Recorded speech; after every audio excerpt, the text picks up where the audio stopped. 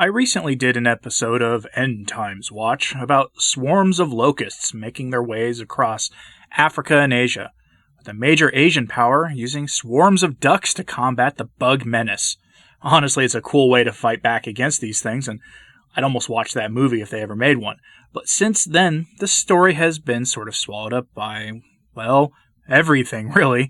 The world is, you might say, a complicated place right now, and most of us are distracted by rather important things going on much closer to home. But now we have news of another swarm of these things making life difficult for people, this one in South America. So let's get into this because this is becoming surreal. To the BBC we go. Yes, a mainstream source that, when it comes to any issue of any political salience, I don't trust them in the slightest. But with a source like this, no one will accuse me of being a sensationalist or pushing fringe alternative hypotheses of secretive plans involving tinfoil fedoras. So, headline: Argentina and Brazil crops threatened by locust swarm. This story was published on the 29th of June of this year. So, what's the scoop? Here's the short version. These nasty critters can cover 93 miles in a day. On May 21st, they left Paraguay and entered Argentina and have been a menace since that time. They're thought to be heading into Brazil and Uruguay next. Brazil is in fact so concerned about this that the government has told its farmers to be alert for the arrival of these uninvited guests.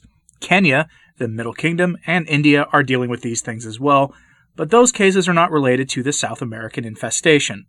In Argentina, they've moved through Formosa and Santa Fe already, where they've damaged major cash crops like corn, sugarcane, wheat, and oats.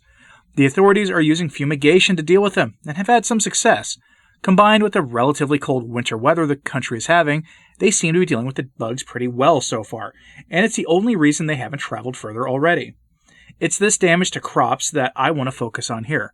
Right now, our totally benevolent rulers who only have our best interests at heart and would never consider going to extreme ends or taking advantage of a bad situation to cause massive problems have decided to force meatless lifestyles on people by disinvesting from the meat industry. That's a fancy way of saying that they've decided to cut off funds from the meat industry in the name of fighting the climate crisis. Now, here's what that really means.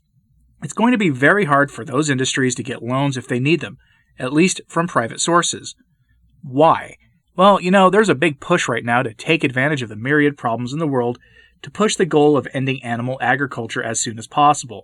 That means we all become vegetarians or even vegans by fiat. Fun, right? Add the constraints that'll put on the food supply to the swarms of locusts to this. There are now experts calling for a closure of farms and harvesting due to the affliction and the risk it poses to those working in the fields. Think about that for a moment. If we shut down the farms and agriculture, what happens to the food supply? Your guess is as good as mine, but whatever happens, it won't be pretty. But the UN thinks it has an idea. In May, the UN issued a food shortage warning. The UN warned that locust swarms could lead to a potential food crisis. Swarms can eat their own weight in food daily.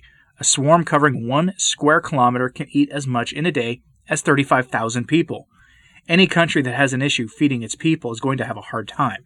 The countries being hit by these things are already pretty poor and have much higher levels of food insecurity than almost anyone watching or listening to this right now. Swarms of locusts are no stranger to these countries, but these are bigger than ever before due to historic rainfall levels likely due at least in part to the solar minimum. And if this is indeed caused by that, then guess what? This might become a new normal for these countries, which will lead to the chemical companies making a fortune off of new and increasingly toxic methods of taking care of the bugs, which will probably have an effect on the human population. Part of this could lead to is, well, more instability, which is exactly what the world needs right now. Most of the world's food supply is pretty limited, with only a few days of surplus food available before the whole system becomes in jeopardy. What happens if we keep adding strains to that system? We might find out. Let me know your thoughts on this in the comments, and let me know if you think this could reach the US or Europe, and if so, when, because that'll be an interesting day. Thanks for listening. I'm Anthony Stine. Ave Maria.